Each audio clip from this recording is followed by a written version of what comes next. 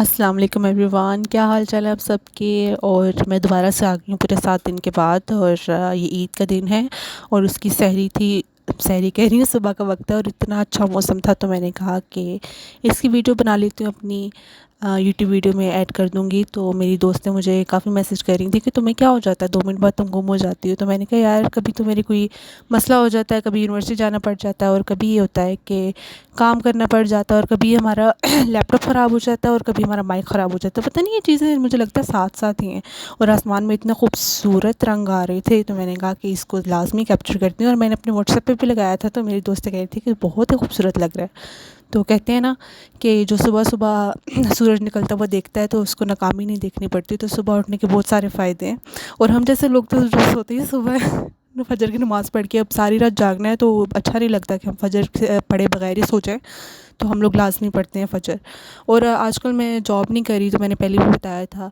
Apply तो मैं काफ़ी जगह पे कर रही हूँ, लेकिन अगर कोई रीज़नेबल जॉब मिल गई ना, तो फिर वहीं पे करूँगी। अभी तो मैंने स्टार्ट नहीं की। और ये बहुत ही खूबसूरत मॉर्निंग है ईद की सुबह की। और ईद के दिन तो मैंने इतने सारे काम किए थे ना। मुझे मेरी सारी फ्रेंड्स और जो मेरे साथ व्हाट्सएप वगैरह पे हैं, वो कहते हैं कि तुम लोग ना ईद पे बहुत जल्दी जल्दी तैयार हो जाते हो।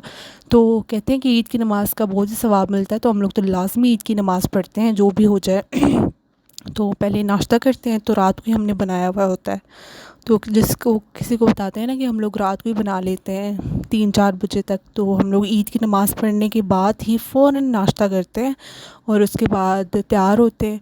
मेकअप करके मैं नमाज़ पढ़ने नहीं जाती ईद की, तो फिर आके हम लोग मेकअप करते हैं, फिर तस्वीरें लेते हैं, और फिर अम्मी से ईदी लेते हैं। इस बार तो मैंने अपनी अम्मी को भी ईदी दी और मुझे इतनी खुशी हुई। पहले मैं अपने छोटे बहन भाइयों को ईदी देती थी, जितनी भी मैं दे सकती थी। और हम लोगों ने जाके मस्जिद में नमाज़ पढ़ी, और कहते हैं मस्जिद में नमाज़ पढ़ने का ईद का बहुत सवाब है। तो हम तो हमेशा से जाते हैं। और ये हम जब वापस आ रहे थे तो कुर्बानी हो रही थी, तो मैंने कहा इसकी भी क्लिप बना लेती हूँ। मैं और मेरी बहन, हम लोग अम्मी के साथ गए थे नमाज़ पढ़ने, तो हमने कहा रास्ते से जाते हुए नान भी ले लेते हैं। तो फिर हम लोगों ने नान ली, और वापसी पे आके हम लोगों ने ये नाश्ता किया। और इतने मज़े का नाश्ता बना था कि अगर आप चनों के पानी में चने डाल दें ना, तो चने बहुत ही मज़े के बन के तैयार होते हैं। तो सुबह सुबह हम लोग साथ में कोल्ड ड्रिंक भी पी रहे थे। अच्छी तो नहीं होती, लेकिन मुझे पता नहीं इतनी गंदी आदत है। मैं कोशिश भी करती हूँ मैं कोल्ड ड्रिंक पीना छोड़ दूँ, लेकिन मुझसे नहीं छूटती। पता नहीं क्या बात होती है कि मैं कोल्ड ड्रिंक छोड़ ही नहीं सकती। अब मैं आहिस्ता-आहिस्ता कोशिश कर रही हूँ, जो कैल्शियम की टैबलेट्स होती है ना, वो कोला फ्लेवर में 2-3 डब्बियाँ ला के रखी हुई हैं। मैंने कहा ज़रा इंसान का टेस्ट बड्स वो चाहिए होते हैं, तो वो चेंज हो जाएँगे। तो ये मैं गरम मसाला पीस रही थी सारे, लेकिन मेरी अम्मी ने बताया कि ये जो गोल मिर्च है ना, गरम मसाले में नहीं डलती, तुमने क्यों डाली हुई है? मैंने कहा वैसे खूबसूरत लग रही थी तो मैंने डाल दी। तो ये सारी चीज़ें गरम मसाले में यूज़ होती हैं। तो ये मैंने पीस लिया था, दरदरा सा ही पीसा था, क्योंकि जब भी कोई चीज़ की ज़रूरत हो ना, ख़राब हो जाती है। मेरे साथ तो यही होता है कि मुझे जब किसी चीज़ की ज़रूरत हो तो ख़राब होना शुरू हो जाती है। तो मेरी बहन कह रही थी कि शीर खुरमा बनाते हैं। मैंने कहा नहीं नहीं, शीर खुरमा नहीं बनाना, चावलों की खीर बनाते हैं, जो मुझे बहुत पसंद।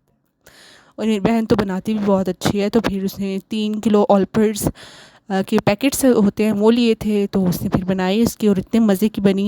मुझे लगता है कि बस ना इसमें ये जो चीज़ होती है ना कड़ कड़ के बनने वाली, इसमें आप इलायची डाल दें, चीनी डाल दें, चावल उबाल के डाल दें, तो बस फिर आपने क्या करना होता है, हल्की आंच पे रख देना होता है, तो वो खुद ही खीर बन जाती है। दूध का खोया बन जाता है, गाढ़ा हो जाता है, वो इतना खूबसूरत और मज़े का लगता है ना।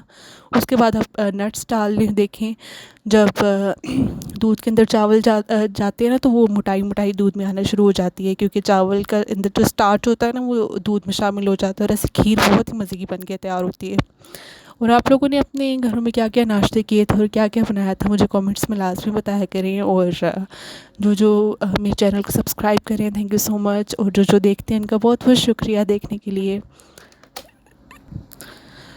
और पता नहीं आजकल ना क्या हो रहा है, मौसम बड़ा अजीब सा है, तो हर कोई बीमार हो रहा है। तो जो जो बीमार है, अल्लाह ताला उनको सेहत दे, तंदुरुस्ती दे, आमीन सुम्मा आमीन। और ईद वाले दिन ही फिर मैंने ये चना चाट बनाई थी कि अगर कोई आ जाता है तो आलू बॉईल करके रख लिए थे। और इमली की चटनी की रेसिपी वैसे भी मेरे चैनल पे है, तो अच्छी तरह से चनों को बॉईल कर लें और सारी चीज़ें काट के आप अंदर डाल दें। और इमली की चटनी अगर ना डली हुई हो तो बहुत ही फीकी सी होती है।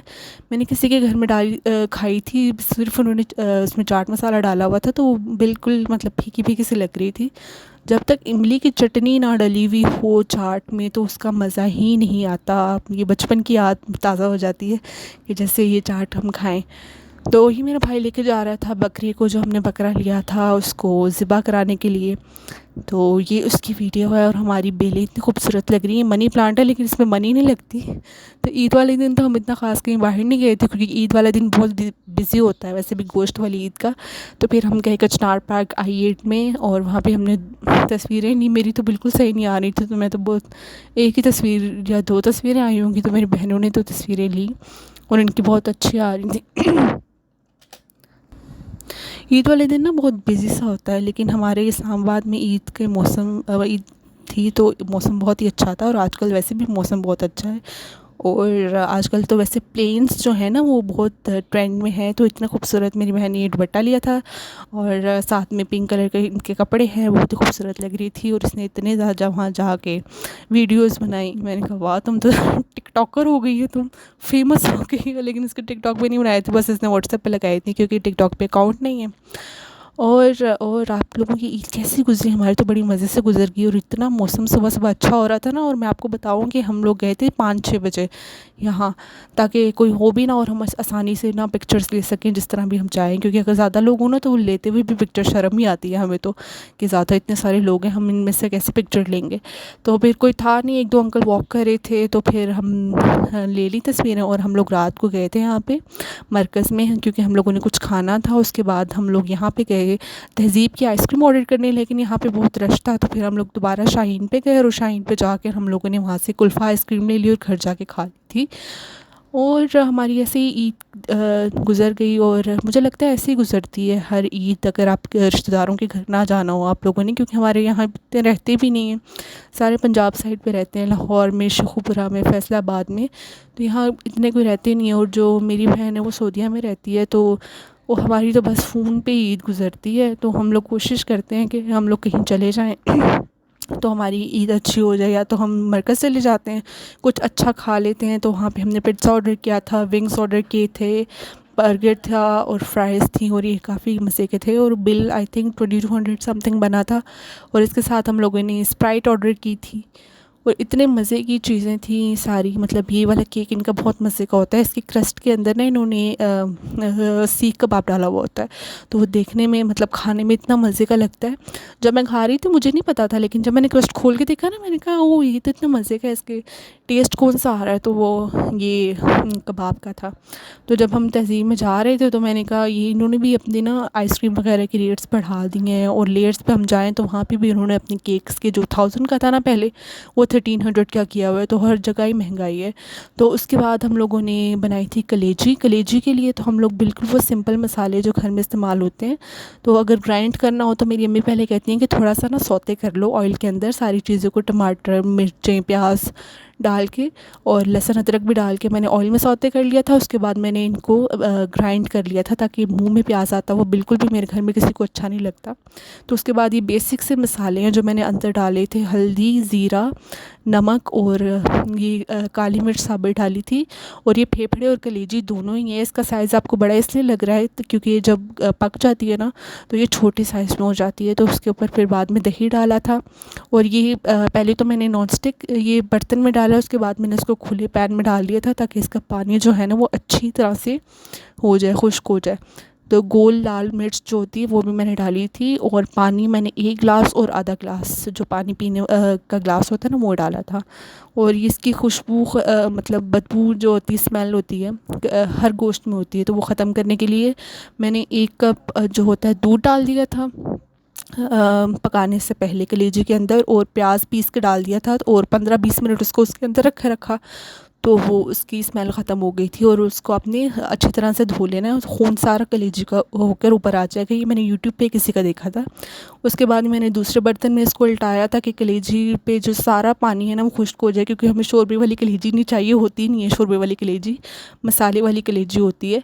तो जब हम लोग छोटे होते थे तो हम लोग बकरा ईद पे अगर किसी के भी घर जाए ना तो उन्होंने कलेजी पकाई हो तो वो देते थे हमें खाना। मैं अपनी अम्मी को बता रही थी, मैंने कहा अम्मी हम लोग बचपन में जाते थे ना तो किसी के भी घर अपने ब्लॉग में, तो वो लोग हमें लाज़मी कलेजी के साथ खाना देते होते हैं। हमें बचपन में भी नहीं पसंद थी, लेकिन इस बार मैंने खाई थी क्योंकि मैंने ख़ुद बनाई थी। मैंने कहा देखती हूँ मैं टेस्ट कैसा है इसका, तो बड़े मज़े की बन गई थी। तो ये मसाले और ये जो सब्ज़ मिर्च है ना, मैंने लास्ट में डाली और मैंने कहा कि मैं खाऊंगी। इतने मज़े की थी ना, और ये हमने SFC से ऑर्डर